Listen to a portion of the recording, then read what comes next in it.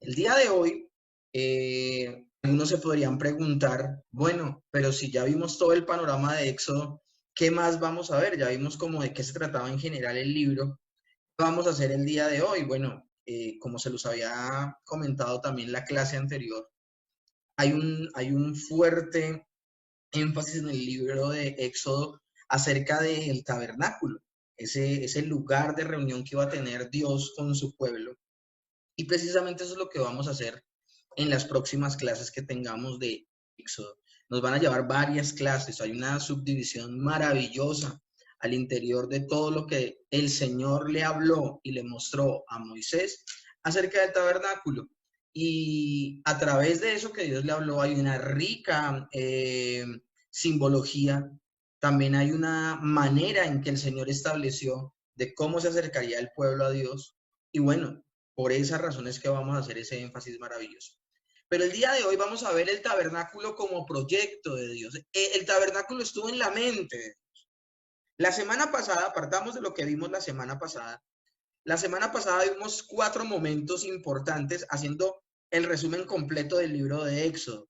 Cuando salen los hebreos de Egipto, cuando el Señor hace pacto en el monte Sinaí con el pueblo hebreo y el pueblo hebreo se compromete a algo que no puede cumplir, que es obedecer perfectamente la ley. Inmediatamente, muy poco tiempo después de haber hecho ese pacto, ellos rompen la ley, rompen el pacto. Y el Señor se aira completamente contra el pueblo. Dios le había hablado a Moisés la intención que tenía de hacer ese tabernáculo para habitar en medio de ellos. Y en ese momento peca el pueblo y se ve en riesgo la construcción del tabernáculo y Dios le propone a Moisés que no, que él se va a mantener lejitos del pueblo, que va a estar con ellos pero de lejitos y que sencillamente irá delante de ellos pero que no estará en medio de ellos. Y Moisés clama, le pide al Señor y bueno, finalmente el Señor, a través de ese medio de gracia maravilloso que es la oración, igual él sabía lo que iba a hacer desde el principio, pero es a través de la oración de Moisés que hace lo que había determinado, que es habitar en medio del pueblo. Y finalizamos esta meditación maravillosa cuando el Señor no solo le da la ley, una constitución a su pueblo escogido, y no solamente en su misericordia le da una oportunidad a pesar de haber pecado, sino que juntamente con esa ley le da un sistema, que es el sistema sacrificial, que les demostrará que es por gracia y no por obras, que ellos se acercarán, porque ellos no pueden cumplir perfectamente la ley. Y el libro de Éxodo termina con un Moisés que no puede entrar a ese tabernáculo que ya construyó, siguiendo al pie de la letra la guía del Señor, pero pues todavía el libro de Éxodo no va a mostrar en detalle lo que es necesario para poder tener relación con Dios, que es sacrificar un cordero y a través de la sangre poder acceder a la presencia de Dios. Se le entrega entonces a Moisés la ley de Dios, el pueblo es incapaz de cumplirla y obedecerla perfectamente, y por eso quedamos es en las manos de Dios, en la gracia y en la misericordia de Dios. Vimos nosotros cómo cuando el Señor le da los planos a Moisés, precisamente, veíamos que era la intención del Señor precisamente habitar en medio del pueblo. El Señor quiere ser el Dios de ellos, Él quiere que ese pueblo sea su pueblo y Él quiere habitar en medio de ellos, como lo dice Levítico 26:12. Entonces nosotros vamos a darnos cuenta cómo el Señor va a empezar a describir paso a paso, de manera muy detallada, el tabernáculo. Ahora, la descripción divina del tabernáculo es una descripción que va de adentro hacia afuera. Va a empezar describiendo el lugar santísimo y su mobiliario, el lugar santo y su mobiliario, el atrio exterior y su mobiliario, y aún lo que rodeaba el tabernáculo y todo lo que debe haber. De hecho, el lugar donde iba a estar posicionado el tabernáculo, el hecho de que cada tribu estuviese en un punto cardinal, nada de eso está puesto por al azar o a priori, no, el Señor dice, tales y tales tribus van a estar al norte, tales y tales tribus al sur, tales y tales tribus al oriente y tales tribus al occidente. Cada tribu tenía una bandera, cada una de esas banderas tenía una representación. Ahora, cuando digo cada una de las tribus, hablo de cada uno de los 4 grupos que hay. El grupo que se instalaba en el norte, al sur, al oriente y al occidente. como son 4 puntos cardinales y son 12 tribus, cada punto cardinal habitaban 3 tribus allí. Cada una de esas tribus tenía un estandarte, una bandera, y el logo o el estandarte que tenía cada tribu eran los 4 seres vivientes. Esto es impresionante cómo se unen cada uno de estos detalles. Los seres vivientes se van a describir solo hasta Ezequiel, pero vamos a ver cómo en medio de la descripción que Dios da, no solo en el libro de Éxodo, sino aún más adelante en otros libros de la ley, cómo todos estos detalles tienen una razón de ser algo maravilloso. Hoy sencillamente quiero dejarlos como con el deseo, como con las ganas de seguir averiguando acerca del tema. Pero bueno, entonces el día de hoy, como les digo, el tema será el tabernáculo de Dios, como su proyecto, como su plan. Está en la mente, en el corazón de Dios, habitar en medio del pueblo. Me gustaría meditar un momentico en el dibujito que aparece aquí. Lo escogí a propósito. Miren, acá están las tribus: norte, occidente, oriente, sur, y el tabernáculo en la mitad. El tabernáculo tiene colores, que los colores van a representar algo maravilloso. Tiene medidas en su contorno con las vallas y con lo que cubría y no permitía ver hacia adentro. Todo esto aquí grandísimo que ustedes ven acá, que está en que aunque está dentro del tabernáculo, está a la intemperie. Todo esto es el atrio exterior, pero se llama el atrio exterior. Y aquí está el altar del sacrificio y el lavatorio de bronce, donde se lavaban los pies los sacerdotes para poder entrar a la primera sección cubierta que se llama el lugar santo, que va como hasta la mitad de esta parte cubierta. Y la otra mitad, bueno, las 3/4 partes, porque solo una cuarta parte es el lugar santísimo donde está el arca del pacto. Y bueno, eso es más o menos como para que ustedes tengan una idea gráfica de cómo es el tabernáculo. Yo les nombraba que el tabernáculo era un templo, pero un templo móvil, porque esta etapa del pueblo de Israel será una etapa en que ellos van a ser nómadas. Ellos van a estar moviendo por jornadas como el Señor les muestre y les indique, como también se los mencioné inmediatamente antes. Y lo tremendo del asunto, mis hermanos, es que esa época de nómadas va a terminar cuando ellos entren a la tierra prometida en tiempos de Josué.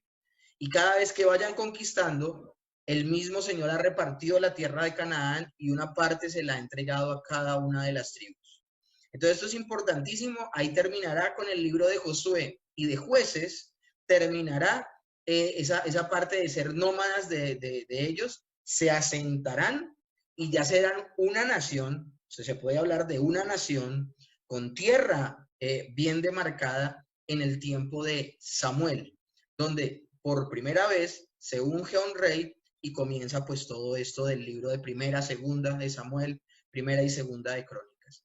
Es más o menos como para ubicarnos, pero todo este tiempo, todos los 5 primeros libros de la Biblia, pues hablando desde Éxodo más bien, Éxodo, Levítico, Números y Deuteronomio, estamos hablando de un pueblo nómada que está caminando, que no tiene un lugar fijo donde quedarse y está a la providencia del Señor. Entonces el tabernáculo tenía que ser un lugar, escúchenme bien, un lugar que pudiese desarmarse y armarse. Ese es el tabernáculo.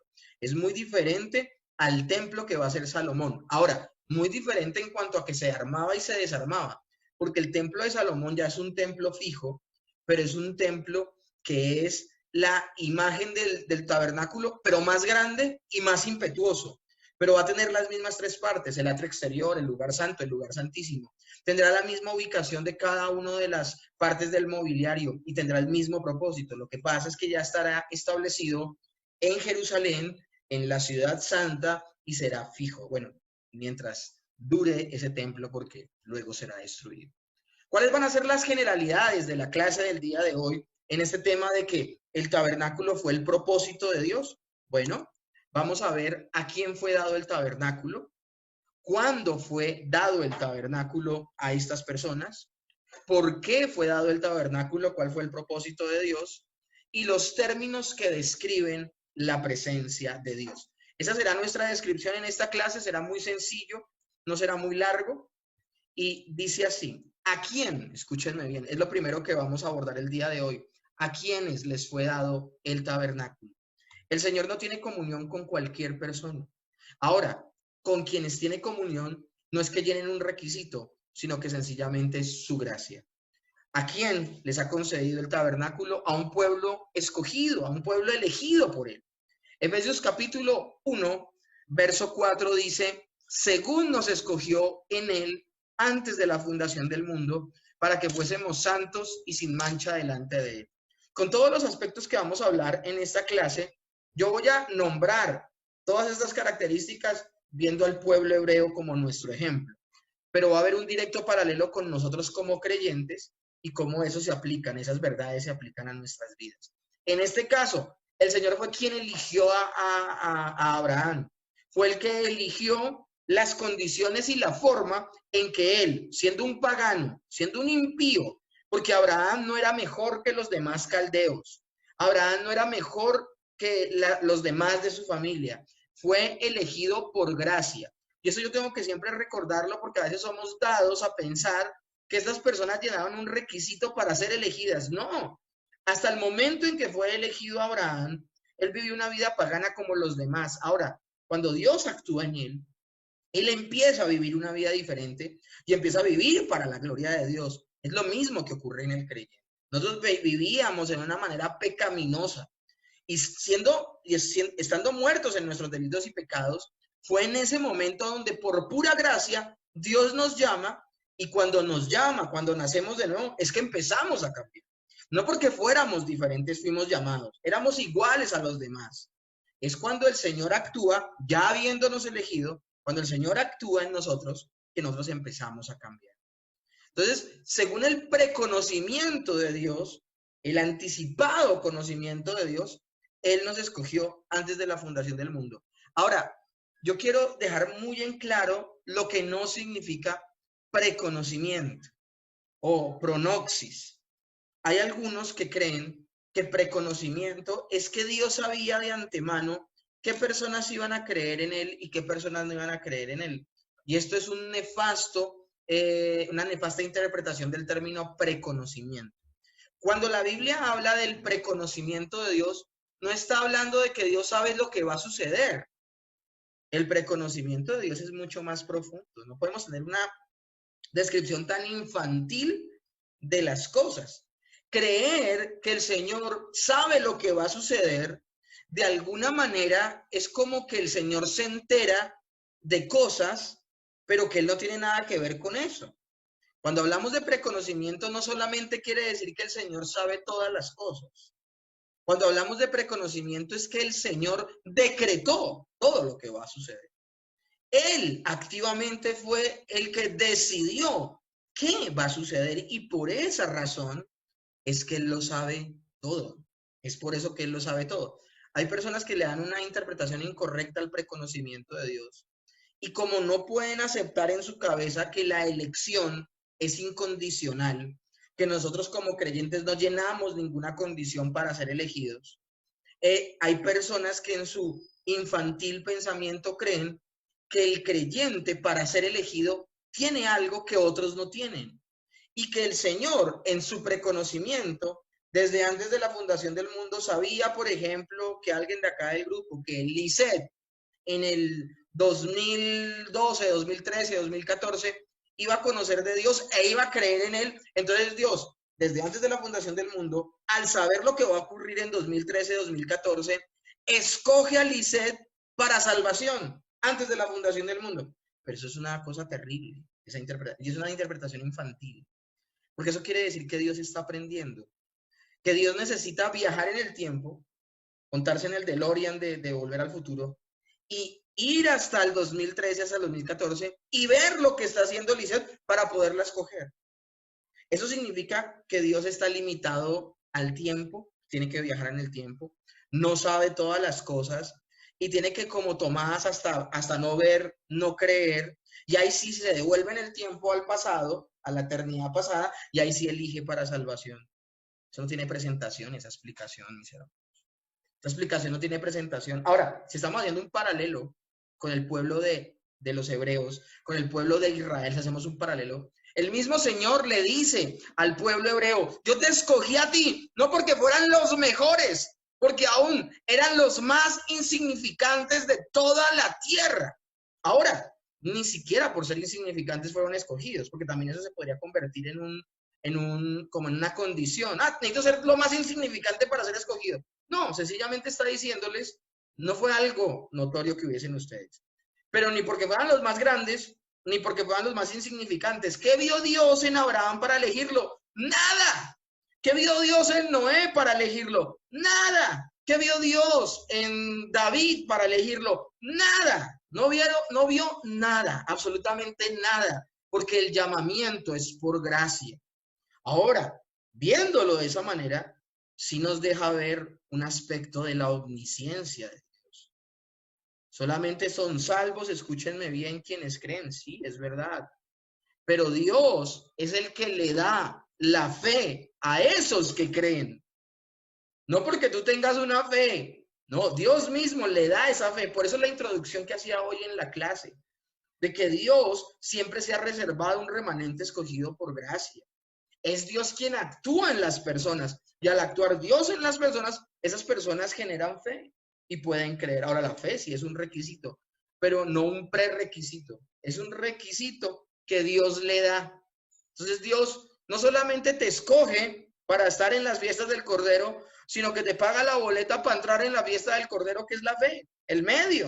Una cosa impresionante, mis hermanos. Ahora, a un pueblo se le entrega el tabernáculo no solamente a un pueblo elegido por Dios, sino a un pueblo traído por Dios. Dios es quien toma la iniciativa, nunca el hombre.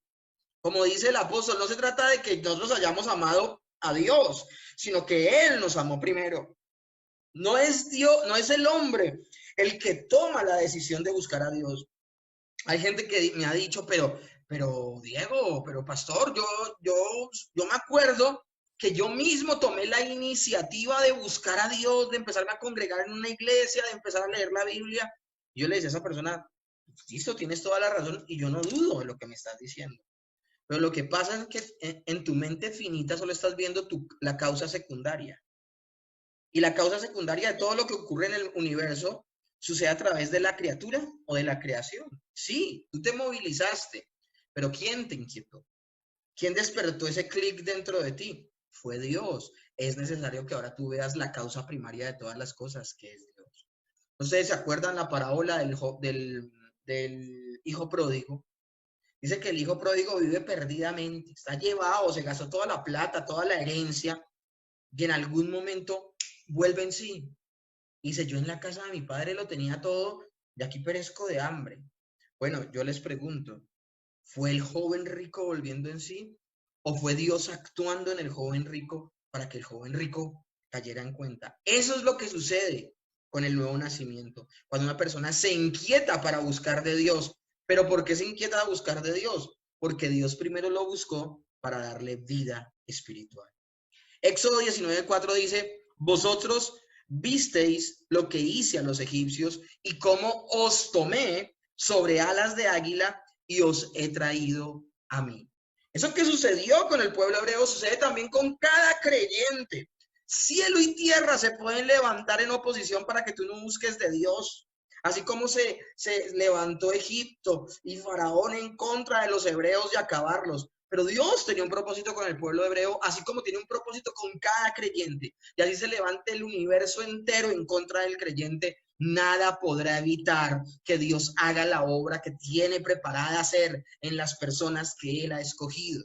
A mí me llama poderosamente la atención el caso del endemoniado Gadareno. Yo vengo de una iglesia que por 16 años me enseñó a tener miedo a todo. Tenerle miedo a las personas porque las personas me pueden robar la fe.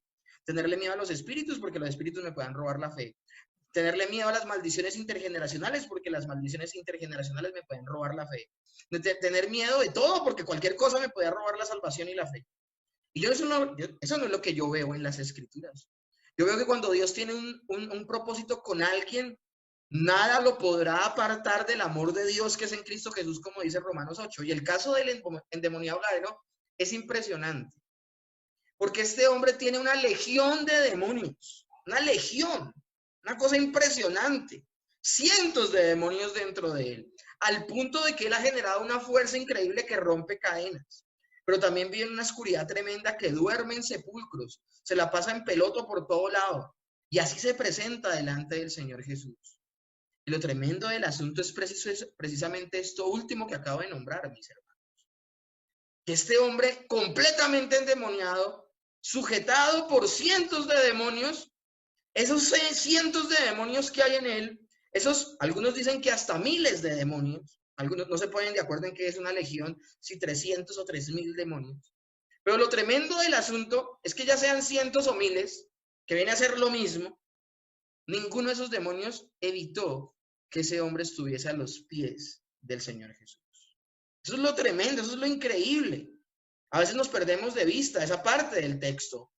Esa cantidad de demonios no evitaron que él viniera a la presencia de Jesús.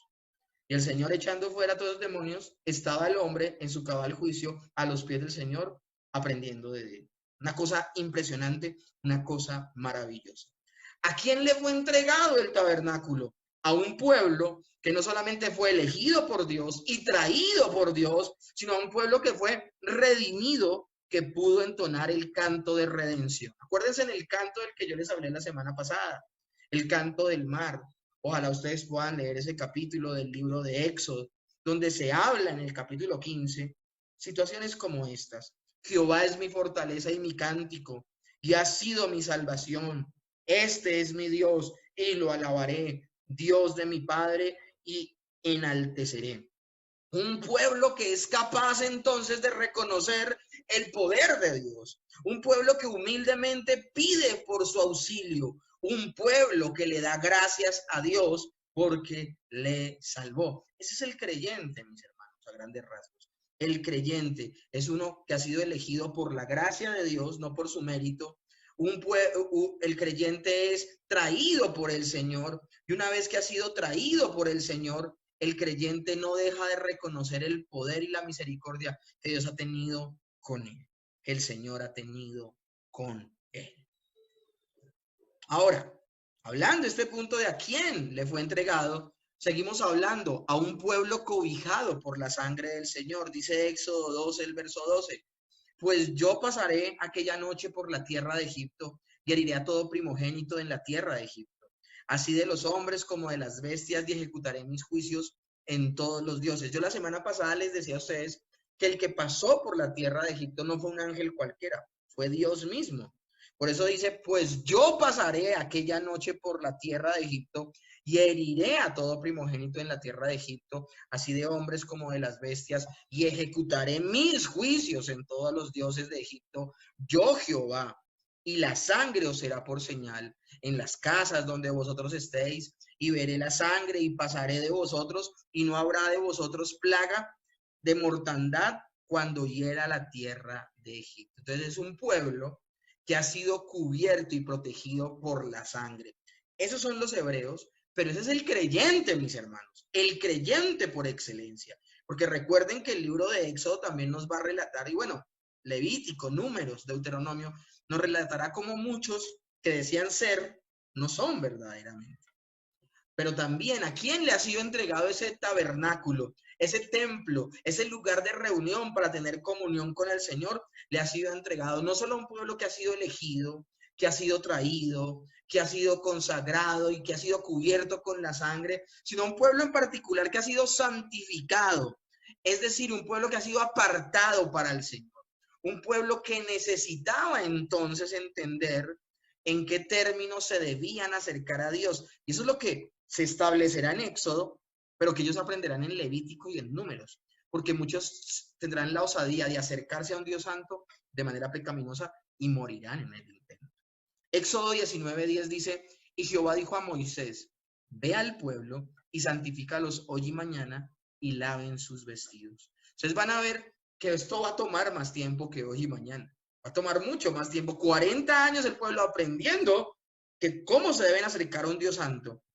Pero también el tabernáculo le ha sido entregado a un pueblo llamado a un elevado destino. ¿A cuál elevado destino? Un destino diferente al de los pueblos paganos. Y era un destino a imitar al Dios perfecto. Cuando Dios hace pacto con Abraham, lo vimos en Génesis, el Señor le dice a Abraham, Dios le promete a Abraham muchas cosas. Aquí tengo que hacerles esta explicación. Dios le promete muchas cosas a Abraham de manera unilateral. serás una nación grande, te bendeciré, engrandeceré tu nombre. Le empieza a prometer, le promete en Génesis 12, le promete en Génesis 15, pero solo hasta Génesis 17 es cuando el Señor le da la circuncisión a Abraham y le exige algo. Y le dice, esta señal de la circuncisión será un pacto que haces tú conmigo. Y el pacto es, anda delante de mí y sé perfecto. O sea, con tu comportamiento demuestra que eres mi pueblo. Ese es el elevado destino del pueblo de Dios. Ser diferente, ser diferente. ¿Y por qué va a ser diferente? Porque imitará al Dios perfecto, un pueblo que viva para su gloria. Y lo expresa maravillosamente el apóstol Pedro en la primera carta que le escribe diciendo, en el verso 9 del capítulo 2, mas vosotros sois linaje escogido, real sacerdocio, nación santa, pueblo adquirido por Dios, para que anunciéis las virtudes de aquel que os llamó de las tinieblas a su luz admirable. Ese es el pueblo al que se le está entregando el tabernáculo. Ahora, ¿en qué momento le fue dado el tabernáculo a este pueblo? El tabernáculo le es dado al pueblo hebreo después de que los hijos de Israel fueran, como les he dicho, elegidos, traídos, redimidos, cobijados, santificados y llamados. Dios nos ha rescatado por amor y nos ha redimido para ser sus hijos. Pero en el momento en que nos elige, miren todo lo que tiene que suceder.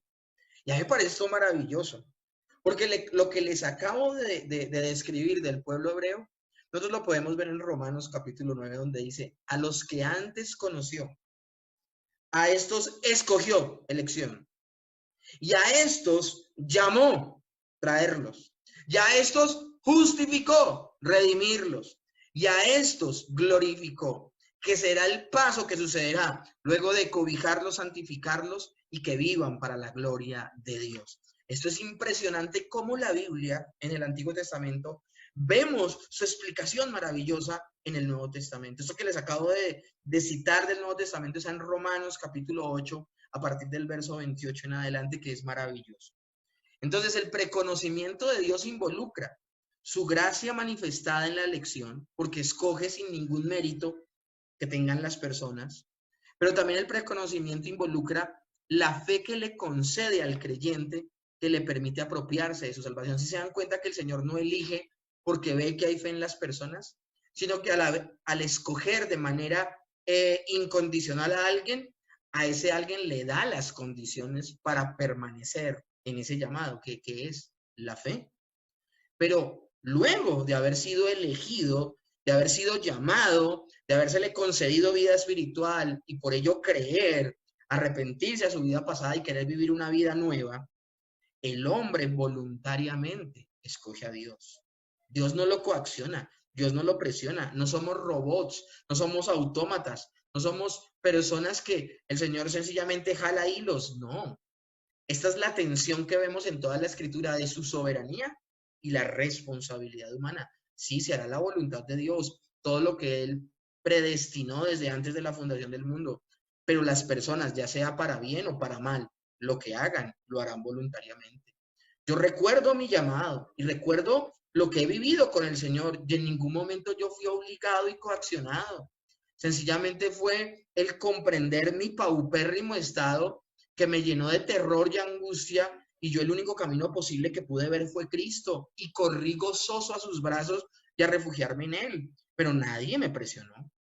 Dios entonces no obliga ni maneja unilateralmente a las personas, aunque unilateralmente Él escogió quién se salvaba y quién se perdía.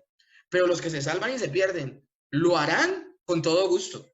La persona que se salva con todo gusto abraza a Cristo, con todo gusto corre y con todo gusto vive una vida para la gloria de Dios, aunque a veces nos costará y nos costará horrores, pero lo haremos con gusto porque el Señor está operando en nosotros. Pero las personas que se pierden porque eso es lo que quieren en su vida. Ellos pecarán, se gustarán en el pecado, vivirán en tinieblas huyendo de la luz. Nunca el Señor coacciona la responsabilidad humana. Las personas de manera responsable actuarán y por sus actos se condenarán o se salvarán. Dios no le obliga entonces de manera unilateral a nadie.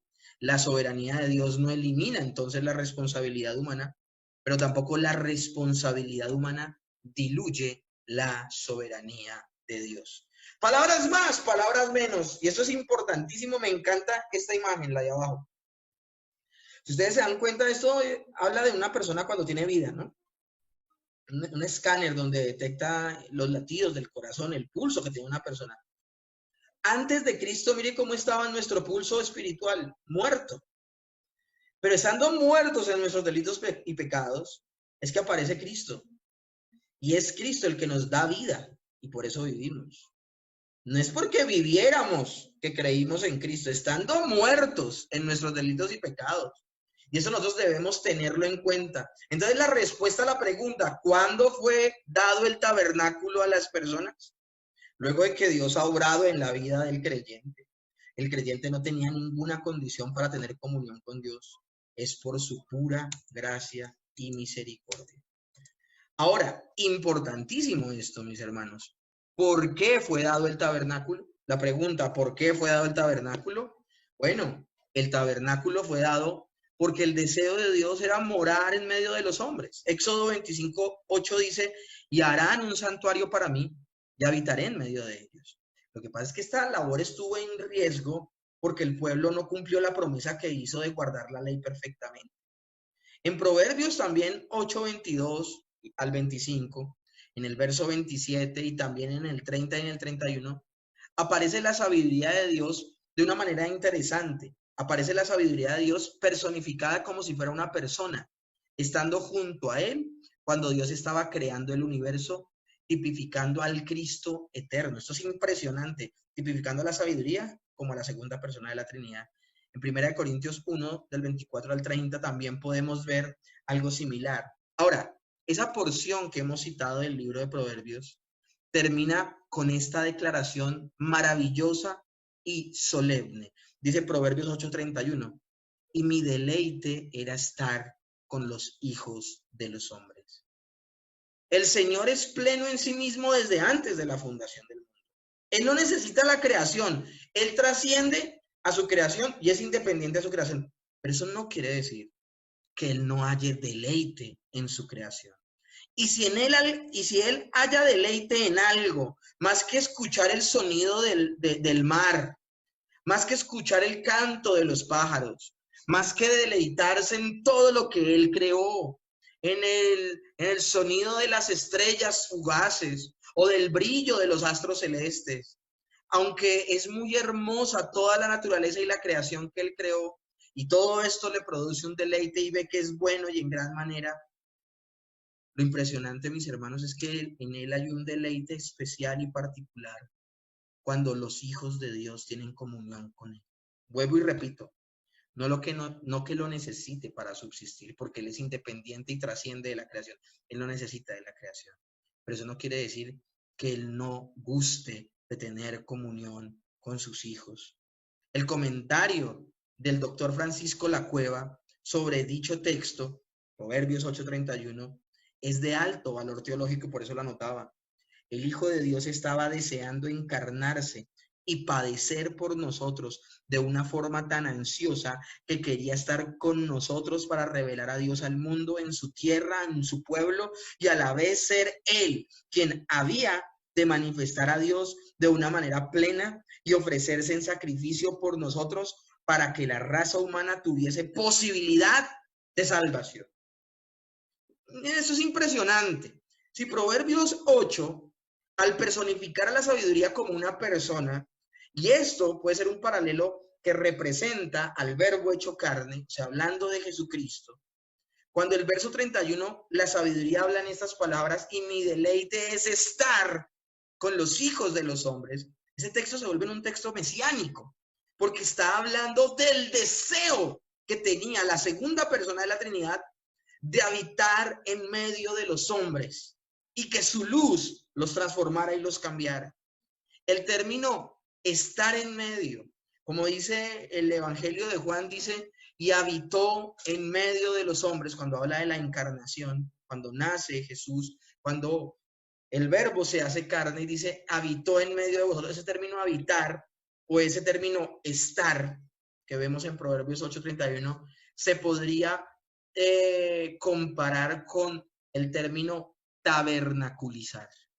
Por eso el tabernáculo o lugar de reunión está hablando del firme deseo de Dios habitar en medio del pueblo. En esta oportunidad primitiva, a través de un templo, pero más adelante sería Dios habitando en medio de los hombres, porque Dios mismo se haría carne y viviría en medio de nosotros. El Emanuel, que lo voy a hablar más adelante. Una cosa impresionante esta bendita verdad. Una cosa impresionante esta bendita verdad. Entonces, ¿cuál es el propósito del tabernáculo?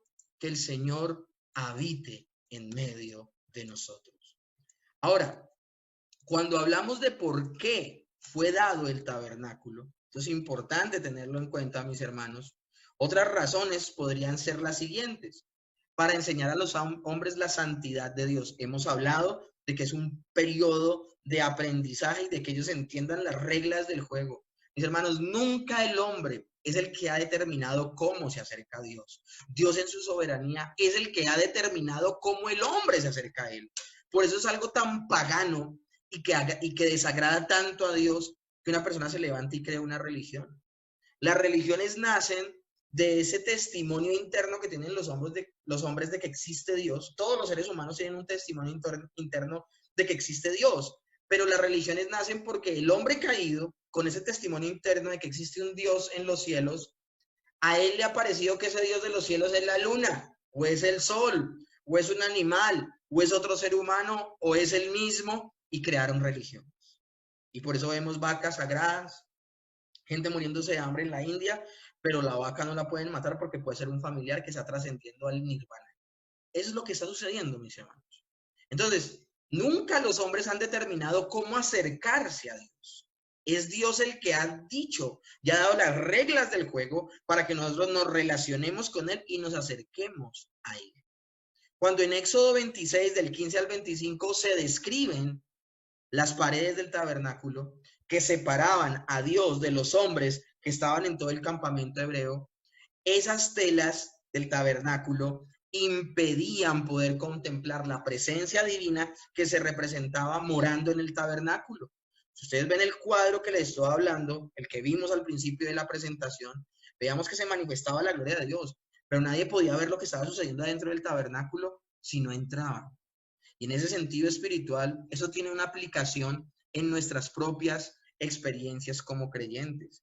Dice Primera de Timoteo 6, 16, soberano Rey de reyes, Señor de señores, el único que tiene inmortalidad, que habita en luz inaccesible, a quien ninguno de los hombres ha visto ni puede ver, al cual sea la honra y el imperio sempiterno. Amén.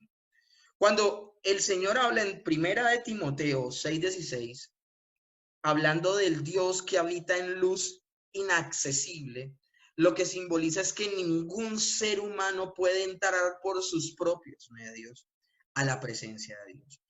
¿Cómo es Dios en términos humanos? Para acercarnos a Él, inaccesible.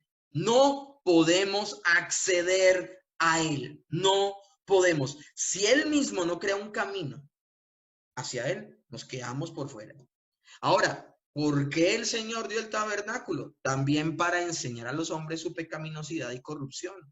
Aquellas paredes que les estoy hablando del tabernáculo excluían a los hombres de la santa presencia de Dios porque estaban en pecado.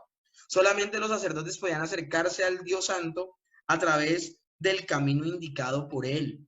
Y también esto se encuentra una aplicación importante en los creyentes en Primera de Pedro 2, del 9 al 10. Mas vosotros sois linaje escogido, real sacerdocio, nación santa, pueblo adquirido por Dios. En el tabernáculo y en Éxodo nos vamos a dar cuenta que de todo el pueblo, solo una tribu podía entrar al tabernáculo, que son ¿quiénes? Los levitas, los sacerdotes. Ahora, de esos sacerdotes, solo unos sacerdotes escogidos podían entrar al lugar santo y quemar incienso, cambiar el aceite de la lámpara, cambiar los panes de la proposición. Y solo el sumo sacerdote podía entrar al lugar santísimo y orar allí y presentar, porque el sumo sacerdote en el día de la expiación, que era un día al año, Y ese es día de la expiación, ese solo día, esa sola vez, cada 365 días, solo el sumo sacerdote podía entrar solo a esto que les voy a describir. Tomaba la sangre del cordero del holocausto y con esa sangre salpicaba el arca del pacto, y esa era la ceremonia que hacía en el lugar santísimo una vez al año. Entonces miren cómo estaba hablando, de todo el pueblo solo una tribu, los levitas podían entrar en el tabernáculo. De todos los levitas, solo unos sacerdotes escogidos por sorteo, por el Turín y el Urim, podían entrar al lugar santo. Y solo el sumo sacerdote podía entrar al lugar santísimo. Entonces lo que está demostrando el Señor es que los hombres pecaminosos no podían acceder a la presencia de Dios. Pero lo importante, lo maravilloso, es que el creyente por excelencia es llamado por el apóstol Pedro, que todos los verdaderos creyentes somos sacerdotes, somos linaje escogido, real sacerdocio, nación santa, pueblo adquirido por Dios. ¿Por qué?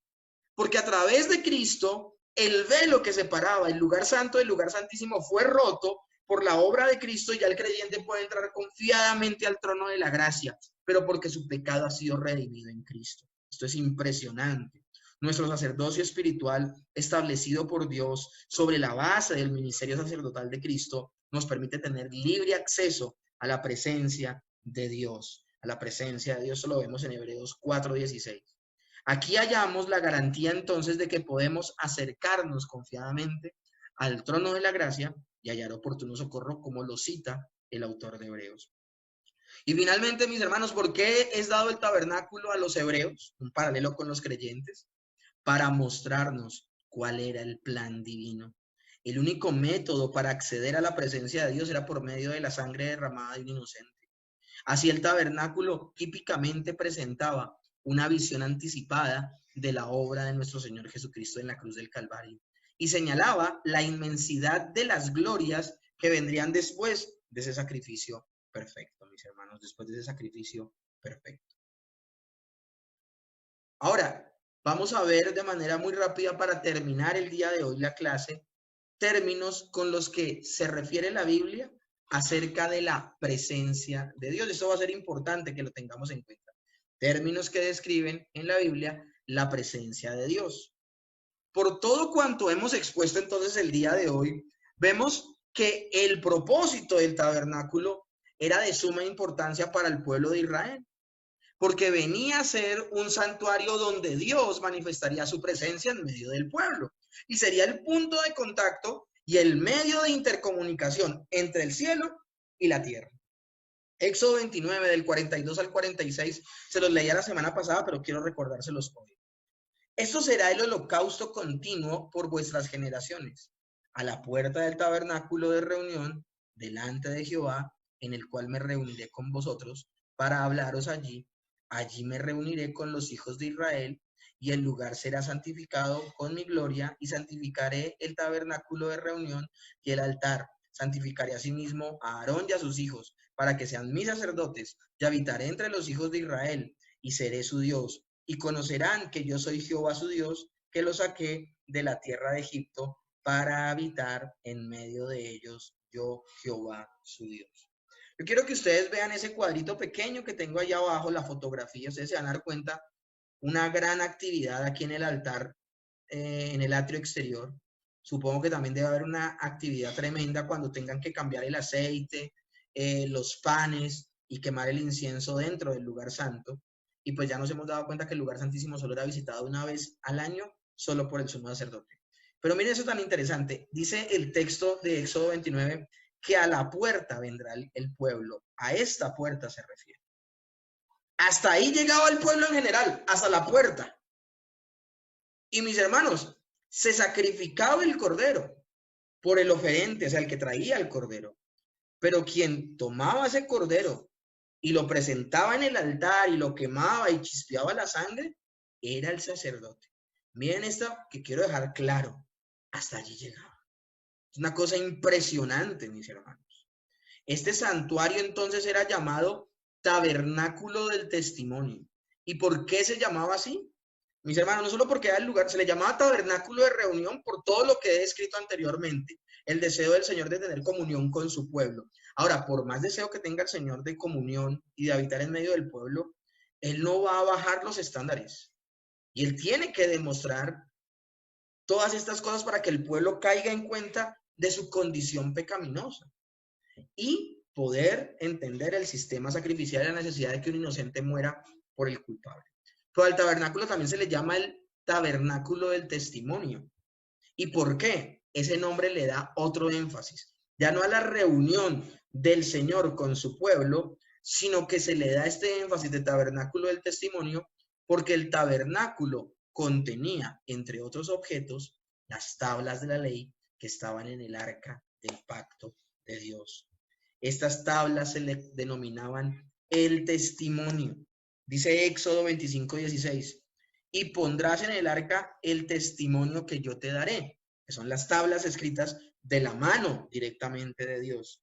Éxodo 31:18, y dio a Moisés, cuando acabó de hablar con él en el monte Sinaí, las 2 tablas del testimonio, tablas de piedra escritas con el dedo de Dios. Esto es una cosa impresionante. Yo solo relatárselo se me pone la piel de gallina. El Señor está entregando su palabra. Él fue el que comenzó la labor de escritura de la palabra. Esas tablas, el testimonio, son las que le dan el nombre también al tabernáculo, no solo como tabernáculo de reunión, sino como tabernáculo del testimonio. Asimismo, había una interrelación entre las formas bajo las cuales se manifestaba en el Antiguo Testamento la presencia de Dios. Dios ya se había manifestado a los patriarcas y a otras personas a través de teofanías, y ahora lo estaría haciendo a través del tabernáculo. Esto no quería decir que con el tabernáculo finalizaban las teofanías. No, ustedes se van a dar cuenta que después en todo el Antiguo Testamento se van a ver otras teofanías, otras manifestaciones. Todo eso hace parte, recuerden que las teofanías son las apariciones visuales y físicas de Dios, ¿no? Eso significa una teofanía. Lo que son los milagros, las teofanías y estas manifestaciones especiales de Dios hacen precisamente parte de la revelación especial de Dios que quedará escrita en la palabra. Ya no es la forma en que el Señor se manifiesta. Según Hebreos capítulo 1, el Señor se manifestó de estas diversas formas para ahora en los postreros tiempos hablar a través de su Hijo y demostrar que a través de todas estas formas de alguna manera simbolizaba a nuestro Señor Jesucristo, manifestaba a nuestro Señor Jesucristo. Ahora vamos a ver términos que describen, como les decía, la presencia de Dios. Términos que describen la presencia de Dios. La revelación del Santo Señor Dios de la gloria. Uno de esos términos es precisamente la gloria de Jehová, que es también conocida como la misma presencia de Dios, dando el sentido al peso ontológico que tiene el sustantivo kabod. La palabra kabod, que significa gloria, que algunos dicen, sí, yo me acuerdo que cuando leía el libro de Jueces o de Reyes, había una parte donde se llamaba Icabod. Sí, Icabod significa sin gloria. Kabod solamente significa gloria. Gloria. La palabra gloria procede de una raíz que significa develar o aparecer. Cuando dice la gloria de Dios, era que el Señor se estaba manifestando personalmente. Ahora, a través de una aparición y de cosas familiares a nosotros, porque recuerden que Dios no tiene cuerpo, como una luz brillante o un fuego ardiente debido al resplandor de la presencia de Dios. Pero mis hermanos, solo esa manifestación, la nube de la gloria de Dios, también lo vamos a ver, una cosa impresionante. De ahí que la gloria del Señor estaba envuelta en una nube, precisamente, que para ustedes este nombre va a ser muy familiar, la Chequiná de Dios. Ahora, esa nube protege la vista de la persona que contempla la visión. Acuérdense lo que decía el Señor, no me verá hombre y vivirá. Entonces, la gloria de Dios está protegida por una nube, pero no porque la gloria misma necesite protección, no, el que necesita protección es el que ve la gloria de Dios. Quedaríamos achicharrados, o bueno, en ese momento los que pudieron admirarla. Por tanto, la gloria que revela a Dios y a la vez la misma la oculta. Dios se revela en su gloria, pero la misma gloria también lo oculta. Revela lo suficiente para confirmar la fe de los hombres y la oculta lo suficiente para estimular su reverencia y avivar su devoción. Otros términos para la presencia de Dios. El término hebreo que corresponde a gloria implica primitivamente 2 ideas, una idea de peso y una idea de gravedad. De ahí el texto de 2 Corintios capítulo 4, verso 17, que nos habla lo siguiente, de un excelente y eterno peso de gloria.